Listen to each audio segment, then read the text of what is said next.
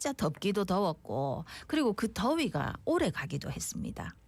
인자 좀 아침 저녁으로는 선선하나 싶기도 한데 근데 벌써부터 또 올겨울을 걱정해야 될 것 같습니다. 올겨울에 한반도에 한파가 올 수 있다 카대요. 지난 7월에 미국 기상위성이 확인했는데 북극 빙하 가운데에 거대한 얼음 구멍이 생겼답니다. 이 얼음 구멍으로 인해서 한반도에 한파가 올 수도 있다 하는데 어느 정도의 한파인지 자세히 알아보겠습니다. 예, 한국해양과학기술원 권민호 해양기후예측센터장 전화 연결돼 있습니다. 센터장님 안녕하십니까? 안녕하십니까? 네, 안녕하십니까. 예, 지난 7월이죠. 북극 동부 시베리아 북쪽에 있는 외해에서 이례적으로 큰 규모의 폴리냐가 발생했다. 이런 뉴스가 나왔는데 폴리냐가 뭡니까? 네, 그 폴리냐는 그 북극이나 남극에서 바다의 얼음, 즉 해빙으로 둘러싸인 그 바다를 의미하는 과학 용어입니다. 예, 예. 예, 러시아어로 얼음 속 구멍이라는 뜻을 가지고 있고요. 보통 얼음은 겉에서부터 녹고 겉에서부터 얼기 때문에 보통 북극에서 북극점을 중심으로 먼 쪽에서부터 얼고 먼 쪽에서부터 녹는데 폴리냐는 얼음 중간에 녹은 형태를 가지고 있는 특징을 갖습니다. 네, 그리고 폴리냐는 그 바람에 의해서 해빙이 이동하면서 만들어진 그 빈 공간을 통해서 만들어지기도 하고 바닷속 그 따뜻한 해수로부터 공급된 열에 의해 해빙이 녹아 생성되기도 합니다. 네. 근데 이제 이번에 발생한 폴리냐는 왜 만들어진 겁니까? 네, 이번에 발생 폴리냐는 이례적으로 연안에서 떨어진 지역에서 발생했고 바닷속 따뜻한 해수로부터 공급된 열에 의해 해빙이 녹아서 그 생긴 것으로 이렇게 추정을 하고 있습니다. 그렇지만 아직 정확한 발생 원인은 다른 자료를 통해서 파악을 하고 있습니다. 그러니까 보통은 얼음이 얼 때 저희는 뭐 북극 잘 모르니까 바깥에부터 좀 얼어가지고 들어와야 되는데 녹는 것부터 그렇고 근데 갑자기 네. 가운데 구멍이 뻥 뚫리면서 녹아버렸다고요? 네네, 맞습니다. 아, 그래요? 근데 이번에 발생한 폴리냐 그럼 연안에서 떨어진 외해에서 발생했다는 점에 뭐 주목이 된다고 하던데 이건 왜 주목이 되는 겁니까? 예, 그 보통 그 해빙 두께가 두꺼운 외에서는 거의 발견되지 않습니다. 예. 이번에 해빙 두께 얇은 대륙의 연안 근처에서는 이제 종종 발견이 되는데, 네, 이번에 발견된 폴리냐는 이제 외에서 발생했는 그런 이제 특징을 가지고 있습니다. 근데 그 이유는 이 지역에 상대적으로 따뜻한 해수가 유입이 된 부분도 있지만 보다 중요한 건 그러니까 외에서도 해빙 두께가 많이 얇아졌다는 것이기 때문에 중요하다고 할 수 있겠습니다. 그리고 해빙 두께가 이렇게 얇아졌고 그러니까 이제 앞으로 유지가 되면은 향후 폴리냐는 더 많이 생길 수도 있고요. 그리고 그러니까 이 얘기는 이제 사실 지구의 온난화의 영향으로 그렇게 해석을 하고 있습니다. 네. 그러니까 7월에 이제 북극 주변 해빙 두께는 어느 정도였고 전하고 비교해봤을 때 이게 얼마나 얇아진 겁니까? 네, 장기간 평균된 7월 평균 북극 해빙 두께는 약 2m 정도입니다.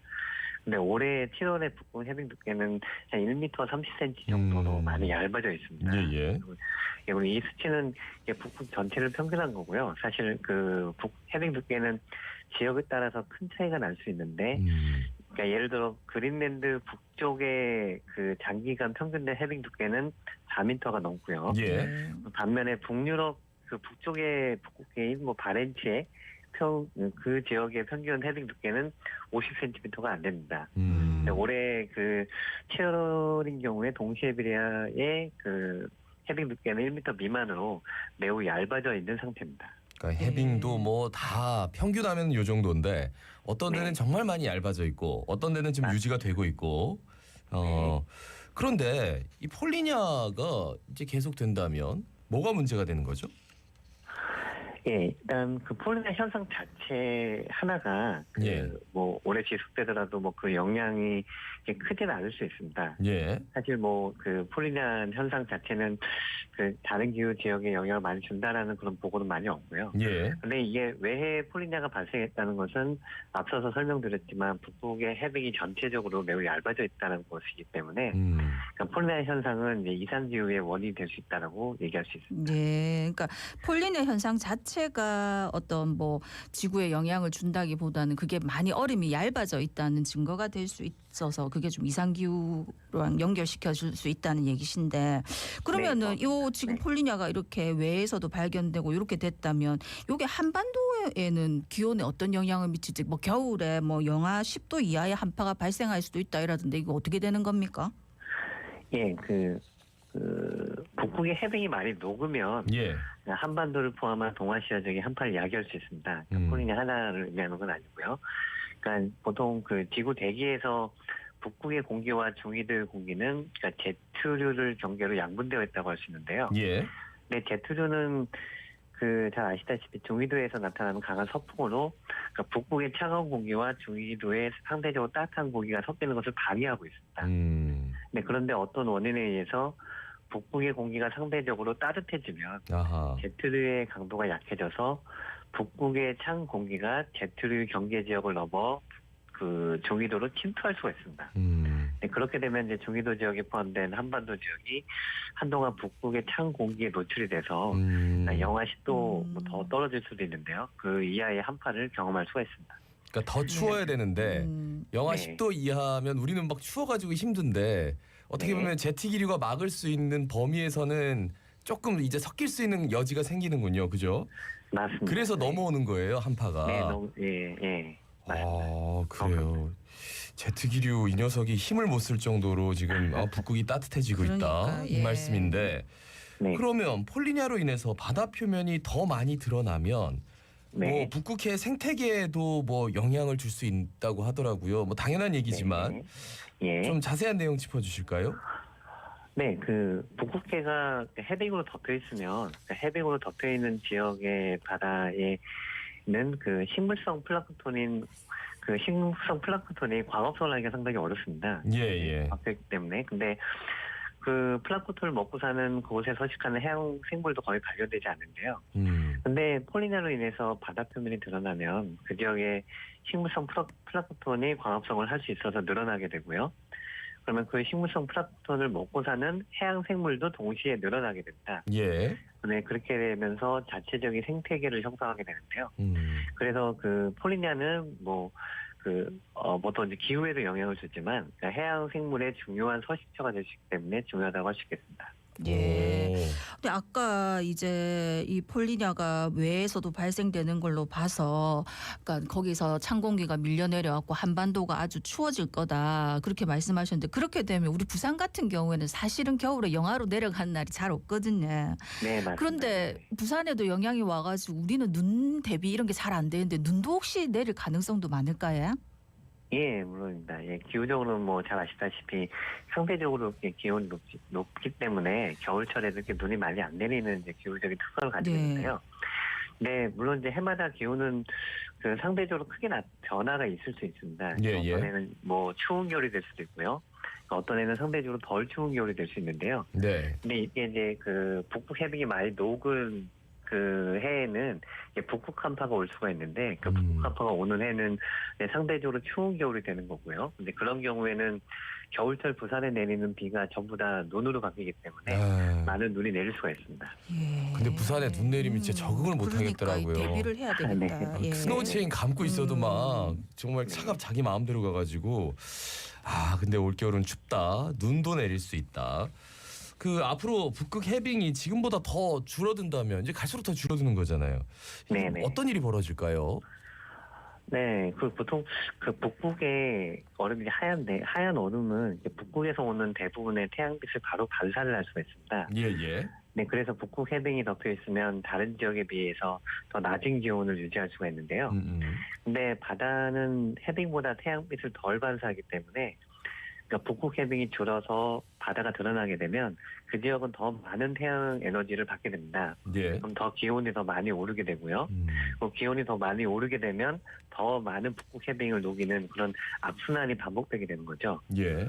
그러면 북극 해빙이 지금보다 더 줄어들면 북극 해빙이 감소 자체도 더 빨리 일어나게 되고요. 북극 지역의 온난화도 더 가속화될 수 있는 그런 상황이 벌어지게 됩니다. 네. 현재 지구 온난화 얼마나 심각한 상황인 겁니까? 네, 지난 2015년이죠. 그때 전 세계 유엔 회원국들이 파리에서 기후변화 협약을 맺었는데요. 보통 파리 기후변화 협약이라고 부릅니다. 이 협약의 가장 중요한 내용은 전 세계 평균 지상기온의 그 상승 폭을 산업혁명 대비 1.5도씨 안으로 제한하도록 노력한다는 것입니다. 예. 즉 1.5도씨라는 마지노선을 정했는데요.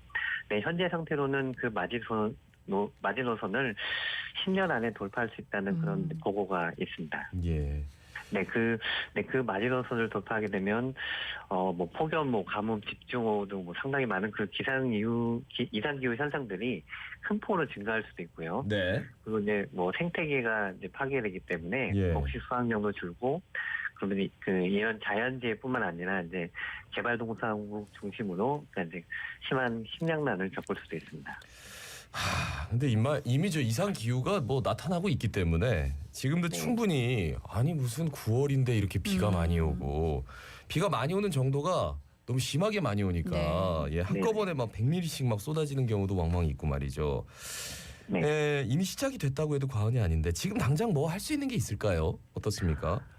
네, 일단 지난 2015년에 당시 전 세계가 합심하여 온실기체 방출을 큰 폭으로 줄이면 그러니까 기후변화를 막을 수 있다는 그런 희망적인 메시지를 사실 그때 있었는데요. 예. 지금은 그 1.5도씨 마지노선을 막기에는 다소 늦은 감이 있다는 그런 의견들이 상당히 많습니다. 그래서 현재 인류가 할 수 있는 최선은 그러니까 극단적인 기후변화를 막기 위해서 일단 온실기체를 큰 폭으로 감축을 해야 되고요. 그리고 변화된 기후에서 인류가 적응할 수 있도록 화석 연료를 사용한 대신에 그러니까 신에너지 기술 그리고 이상기후 피해를 막기 위한 자연재해 방지 시스템 등을 개발하는 것이 중요하다고 할 수 있겠습니다. 예, 끝으로 짧게 당부 말씀 한 말씀 부탁드리겠습니다. 네, 기후변화를 막고 변화된 기후에 적응하기 위해서는 어떤 개인이나 어떤 국가만 노력해서는 안 됩니다. 전 세계는 기후변화에 대해서 한 배를 탄 공동체고요. 그래서 중국과 미국이 내보내는 이산화탄소 배출량은 사실 전 세계 배출량의 약 40%를 차지하는데요. 네. 그러니까 이 나라만 이산화탄소를 영으로 만들어도 기후변화를 막을 수 없습니다. 그래요. 알겠습니다. 예. 말씀 여기까지 듣죠. 고맙습니다. 고맙습니다. 네, 감사합니다. 예, 네. 한국해양과학기술원 권민호 해양기후예측센터장이었습니다.